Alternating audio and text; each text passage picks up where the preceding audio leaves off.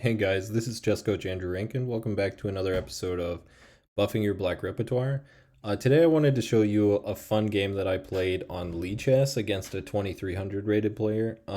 One, because I got to play some theory that I've been studying a lot recently in the Slav defense, and two, because my opponent got really angry and we had a really funny dialogue back and forth when I started to crush him after playing some theory. So I'll show you guys the dialogue as well as the game, and I'll try and switch back and forth so you can see the exchanges that we were making, the conversation, I should say, while the game was going on. So that's why I have the chat box on the right side. So the game started with d4. I played c6, offering a transposition into a Caro-Kann, but he played c4, and now d5, the Slav defense. He plays knight to c3, and I play knight to f6. And this is just your standard Slav defense. Notice you can play the move e6, which is the semi-Slav, but I think knight to f6 is definitely the most flexible move. And now he plays knight to c3, or sorry, knight to f3. So the knight f3, knight c3, it doesn't really matter the move order, but this is your main line Slav. And now you have a couple of different variations. You can go into a semi-Slav, you can go into your main line Slav defense, or I played the move a6, and this is the Shebanenko Slav. And I've been learning a lot about the Shebanenko because I really like it. And there's quite a few games played by really top grandmasters, including Magnus Carlsen, so it's a great move. And the move a6 facilitates the move bishop to f5, and I'll show you here in a second. The reason why we can't play bishop to f5 right away is because our opponent will take on d5 and then play queen to b3. And if we play queen to b6, he has the move knight takes d5. If we trade knights, he takes back with the queen and wins a pawn. And if I take his queen, he has the in-between move knight takes f6, pawn takes, and we're just down a pawn. And also, white center is looking very strong, and his rook is now on an open file. So this is no good for black. And that's why we prepare the move bishop to f5 with a6. And our opponent plays the move e3. This is by far the best move for white. Other options include the move a4 or g3. But the move e3 is really the best, just defending the pawn and preparing to develop in castle. I should note that the move bishop to f4, bishop to g5 run into big trouble after pawn takes pawn. The bishop is really misplaced over here, and your queenside gets under fire very quickly. And black has no issues, so that's why e3. And now we can play bishop to f5. So now a6, and the reason why a6 allows bishop f5 is because after the move that my opponent played, queen b3, hoping for a quick, easy victory, we have this cute move, rook to a7. So I'll show you guys the dialogue because he started to get really upset at this point. So I said good luck to start the game, and as soon as we went into the Shebanenko with the move a6, he said, LOL, Sebanenko, grow up. And I said, learn to spell, ROFL. And he said, it doesn't matter for the crappy opening. And I said, Magnus Carlsen plays the Shebanenko, ... He said, he is Magnus Carlsen, you are not. Look at your pathetic rook. Swing on the 7th rank, ? That's pathetic, man. So this is all theory. So that's what I replied. I said, it's theory, you mad, bro? So I'm like, yeah, what's your main point? So he seemed really upset that I knew what I was doing here, and he continued with pawn takes pawn. I took back with the c pawn, opening up the c6 square for my knight. But he dropped the knight into e5, and he's getting really aggressive. But we have plenty of defense, actually. As long as the knight goes to d5, we actually have plenty of defense on the dark squares, which end up a little bit weak if you're not careful. So he goes queen to a4 check, and I played knight f to d7, but a better move would have just been knight b to d7, and this knight is actually perfectly fine defending. So I dropped the knight back just to make sure I'm never getting like bullied off this square and then losing a piece here or something. So bishop comes to b5, taking advantage of the pin on the a pawn.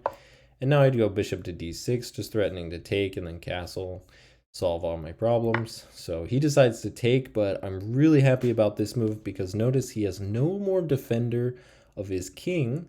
My bishop is really strong now, and we take with the b knight, and now that's exactly where we wanted to go. So he castles. I would love to castle here, but then I lose a piece. So I really need to do something about this pin so that he has to move the bishop. So I dropped the bishop back to b8. I thought this was really clever because now in the future I have moves like queen to c7, threatening mate, and I defend the rook so his bishop has to move.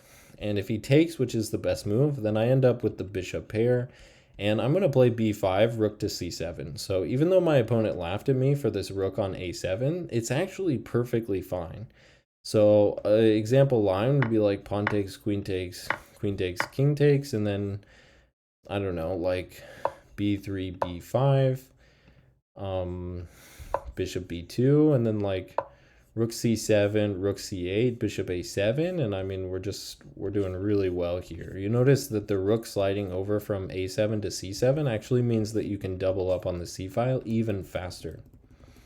So my opponent decided to drop the bishop back to e2, and I castled. We can go over back to the dialogue at this point. So I said, "It's theory, you mad bro." He said, "It's bad theory." And next I said good game because that was when I found a nice tactic that crushed him. So we'll get to that point. My opponent played the move f3, preparing to break with e4 and liberating his dark square bishop. Computer doesn't really like it and says that black is already -2 here. So I played the move b5, just grabbing space and preparing rook to c7 at some point. Drops the queen all the way back to d1. Now the knight goes to b6, and the idea is to get to c4, and then the rook and something will come to the c file. He pushes e4, pawn takes, bishop g6. Notice the bishop does a fantastic job guarding the f7 pawn, so I'm not too worried about the open f file. Now my queen is really strong, putting pressure on these pawns. And he plays the losing move b3. So I'm going to pause my video here and have you guys find a winning move for black. So take advantage of tactical liabilities for white. His position is crumbling. All right, if you need an extra second, take your time, but hopefully you found that this knight is now no longer defended, and queen to c7 double attacks the h2 pawn and the knight. So I sent my opponent a GG, good game here, because it's really over. This position is now -6. So he decides to defend the knight with bishop to b2, and now it's -10. So obviously queen takes pawn, his king comes here, and now bishop to g3, which forces the king to the center. And I continue to harass him with queen to h6. I like this because now my queen can come here, so this rook move no longer traps my queen.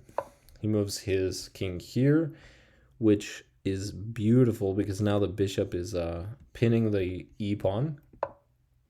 So I bring the rook to d8, putting more pressure on the d pawn, x-raying the king and x-raying the queen. His position is just completely busted. These bishops pointing down these diagonals, the queen, the rook, and then this rook will swing over, and I mean black's entire army is ready to jump in. It's just a matter of what's the best move here. So he goes rook to f3 and now bishop to e5, taking advantage of the pinned d pawn and putting more pressure on the pinned piece. So he pushes the pawn to d5, but we can just play pawn takes pawn. It's usually not a good idea to push pawns in front of your king, especially when there are heavy pieces already aimed at those pawns. So this pawn he can't even take back with because it's pinned to the king. And so he just decides to drop the bishop back to c1, attacking my queen. But now that we have this x-ray, we might as well take advantage of it. So pawn takes on e4, which opens up the rook with check. This is also a skewer of the king and the queen. The king moves back, but he's still in line with the bishop. So pawn takes rook, check.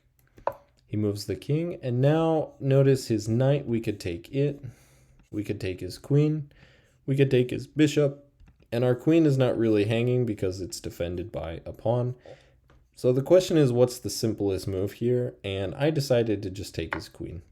The reason is because my rook was hanging, so that was really the only problem that I had, and I always like to solve my problems before I do anything else. And now he blunders with bishop to g5.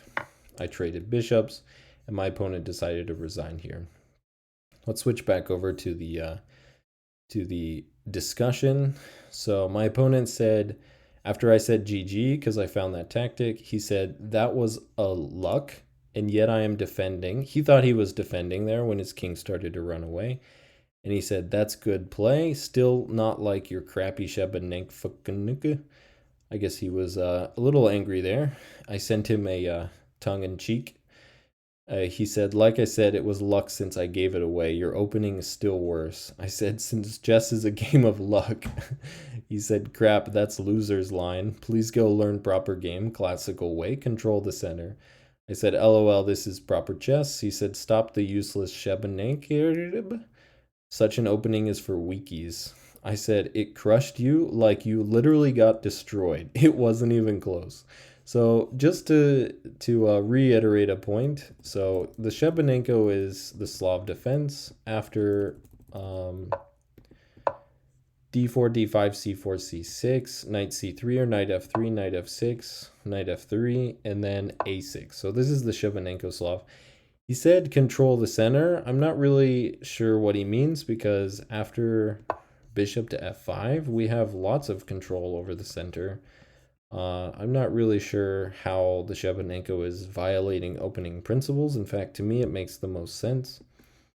And after the move rook to a7, even though, yes, I agree, it looks a little bit ridiculous, but this is not bad at all. In fact, there are lots of top-level games played by not just Magnus Carlsen, but other grandmasters who play just like this. Rook a7 is just the point.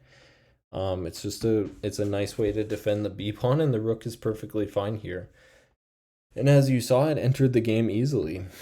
So I thought this was a fun game, and it's also really fun to completely destroy angry opponents with something that you've been practicing. So it was just a super fun game, and I hope you guys enjoyed that. So take care. Bye.